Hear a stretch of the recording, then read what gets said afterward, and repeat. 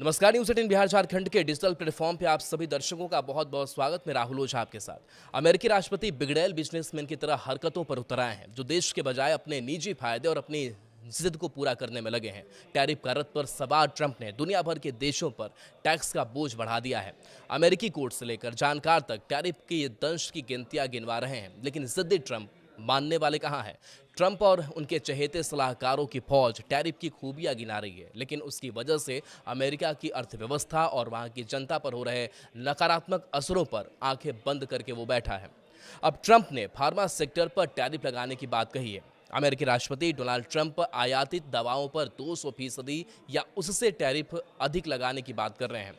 Trump चाहते हैं कि अमेरिका में ही दवाएं बने। उन्होंने दवा कंपनियों को वापस लौटने के लिए साल भर का समय देने की बात कही है।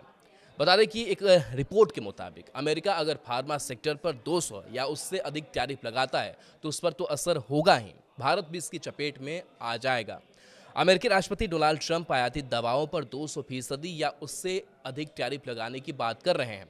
ट्रंप चाहते हैं कि ये दवाएं वहीं पर बने और दावा किया गया है कि साल भर का समय देने की बात उन्होंने कही है। तो देखिए, भारत जेनरिक दवाओं का सबसे बड़ा निर्यातक है। अमेरिका के टैरिफ के फैसले से उस पर बुरा असर होगा। अगर अमेरिका दवाओं पर 200% टैरिफ लगाता है तो भारतीय दवा कंपनियों को नुकसान होगा, निर्यात घटेगा, कमाई घटेगी। अगर टैरिफ बढ़ता है तो भारतीय फार्मा इंडस्ट्री के पास अमेरिकी बाजार के लिए दवाओं की कीमतें बढ़ाने के अलावा कोई दूसरा विकल्प नहीं होगा। कीमतें बढ़ने से खरीदारी और मांग पर असर होगा। छोटी दवा कंपनियों पर भी भारी दबाव पड़ सकता है। वर्तमान में अमेरिका भारतीय दवा पर कोई इंपोर्ट टैरिफ नहीं लगाता है।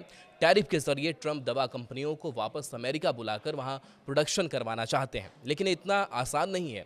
ट्रंप के फैसले का उल्टा असर हो सकता है। अमेरिका में दवाओं की कीमत में भारी बढ़ोतरी देखने को मिल सकती है।